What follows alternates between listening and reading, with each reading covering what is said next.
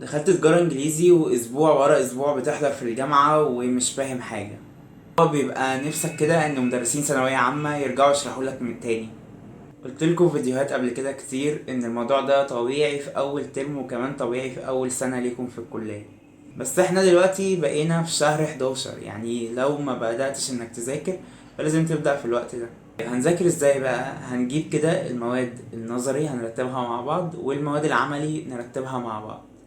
احنا عندنا في الكلية مواد نظري ومواد عملي، وده في كل الكليات سواء جامعة حلوان، القاهرة، عين شمس، أي جامعة فيها تجارة إنجليزي فيها مواد نظري فيها مواد عملي. المواد العملي زي المحاسبة، رياضة، اقتصاد.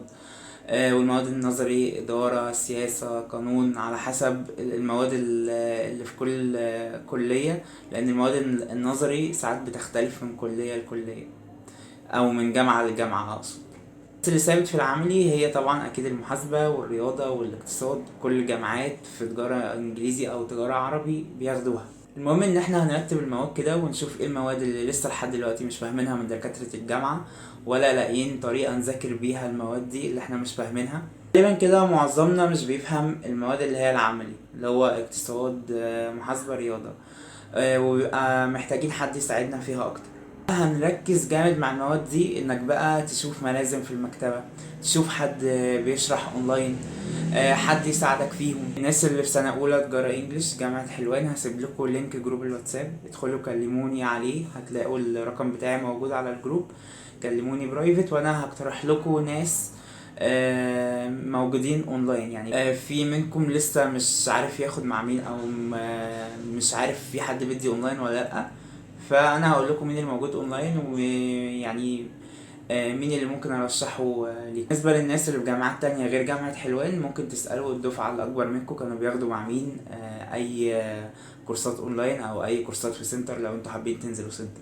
ان طالما وصلنا لحد 11 وما فهمتوش كده مواد معينه، حتى بعد ما حضرتوا سكاشن فيها او المحاضرات او ايا كان عملتوا كل حاجه وما فهمتوش، فلازم حد يساعدكم فيها اونلاين، يعني من الاخر كده. الناس اللي بتدي كورسات اونلاين بيبقوا دارسين المادة وعندهم خبرة فيها وهيقدروا يساعدوك. ولو بتجيب ملازم وبتفهم منها وبتفهم من دكاترة الجامعة شوية فحلو جدا، ووفر فلوسك وكمل كده.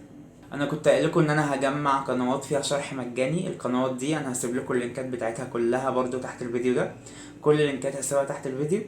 والقنوات دي ما تعتمدوش عليها بنسبة 100%، لان في حاجات بتتغير كل سنة، يعني ممكن تفتحوها تبصوا عليها، لو لقيتوا حاجات لسه موجودة وما اتغيرتش فتمام ممكن تبصوا عليها وممكن تفكوا. كل اللي محتاجه عشان تذاكر المواد العملي صح انك تحل اسئلة كتير، سواء مع الشخص اللي هيديك اونلاين ان هو يديك اسئلة كتير تحلها، او الملازم اللي هتشتريها من المكتبة تحل منها اسئلة كتير، او الاسئلة اللي في الكتب. لازما تحله كتير، لان الامتحان في المواد العملي محاسبة، رياضة، اقتصاد بيبقى معتمد على سرعتك في الوقت، ان انت بتحل المسائل بسرعة والخطوات بتعملها بسرعة، فلازم تبقى مرن ايدك على الحل كتير. بالنسبة للمواد النظري فهي بديهيا كده محتاجة منك حفظ وفهم، يعني هو من غير فهم مش هتحفظ، فلازم تبقى فاهم عشان تعرف تحفظ. بس هي بنسبة أكبر محتاجة حفظ، لأن الأسئلة فيها معتمدة على حفظك، ومعظم الأسئلة فيها بتبقى مباشرة، يعني عايزة حد حافظ. فبس كده، هي دي طريقة المذاكرة بكل بساطة، ان انت محتاج حد يساعدك اونلاين لو في مواد مش فاهمها، والمواد العملي تحل فيها اسئلة كتير، والمواد النظري تفهمها وتحفظها وبرضه تحل عليها اسئلة كتير، سواء بقى MCQ او صح وغلط. المهم ان انت تحل اسئلة كتير. لو عملت كده ومشيت بالطريقة دي هترتاح جدا ان شاء الله في الامتحان. ما تنسوش اللينكات كلها هسيبها لكم تحت الفيديو، سواء جروب التليجرام الخاص بجامعة حلوان او جروب الواتساب او لينكات القنوات اليوتيوب اللي قلت لكم عليها كلها هسيبها تحت الفيديو. وكمان الانستجرام بتاعي هسيبه تحت الفيديو لو حد عايز يتواصل معايا في اي حاجة او يسأل على اي حاجة. شكرا لو كملتوا الفيديو للاخر. ما تنسوش تدعوا لاهلنا في غزة، ومحدش يبطل ان هو يدعي لهم، او اوعوا تنسوهم في يومكم، لازم كل يوم تدعي لهم. حرفيا بقالي شهر ما مش بنزل فيديو خالص، لان الواحد متضايق ويعني مكسوف ان هو اصلا يطلع يصور فيديو.